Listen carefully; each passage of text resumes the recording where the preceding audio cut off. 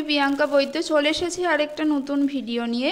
তো আজকে তোমাদের বায়োলজি পরীক্ষা আশা করছি খুব ভালো হয়েছে। অবশ্যই কমেন্টে জানাবে যে কেমন হয়েছে। এবং আমি কিন্তু তোমাদের যে সাজেশান দিয়েছিলাম, যারা ফলো করেছো তারা দেখবে যে অবশ্যই তারা কমন পেয়েছে। তো আজকে যে প্রথম প্রশ্নটা তোমাদের এসেছে, এমসিকিউ প্রশ্নগুলো আমি সলভ করে দিচ্ছি তাড়াতাড়ি করে। তো অবশ্যই মিলিয়ে নাও, দেখো কত মার্কস হচ্ছে, অবশ্যই জানাবে আমাকে।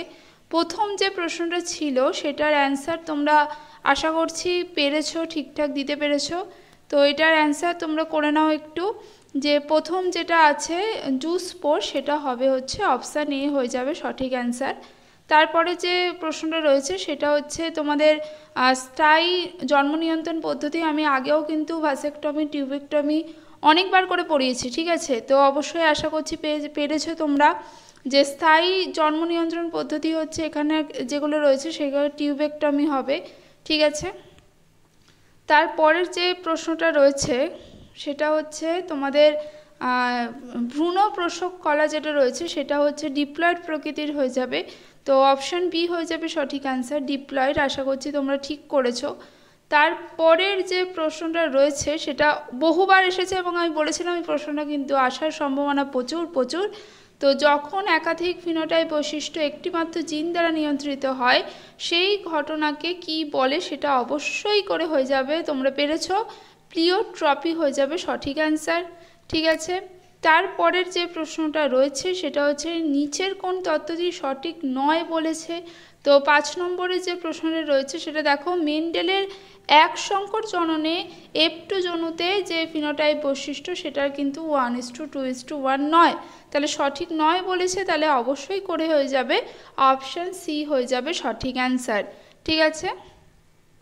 তারপরের যে প্রশ্নটা রয়েছে হেয়ারপিন লুপ কখন গঠিত হয়।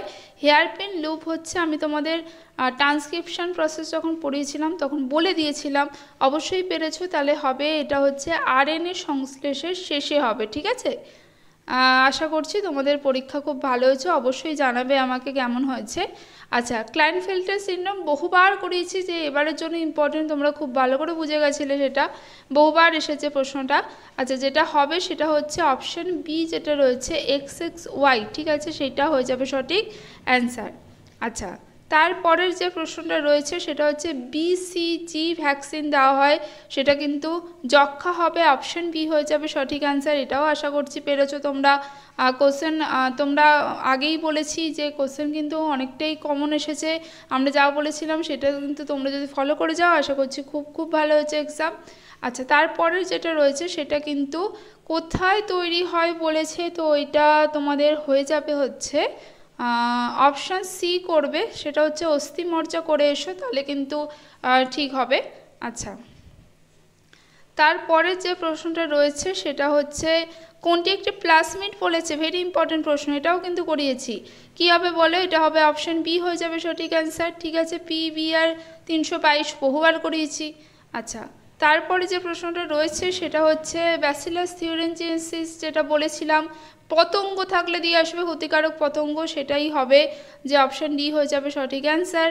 তারপরে যেটা রয়েছে যে হটস্পট নির্ধারণের জন্য প্রাথমিক শর্ত, দেখো প্রথম যেটা রয়েছে অধিক সংখ্যক এন্ডেমিক প্রজাতির উপস্থিতি অবশ্যই, আর অধিক সংখ্যক বিলুপ্তপ্রায় প্রজাতি হতে হবে, সেটাও কিন্তু ঠিক, তাহলে সঠিক অ্যান্সার হয়ে যাবে তোমাদের অপশান ডি হয়ে যাবে সঠিক অ্যান্সার।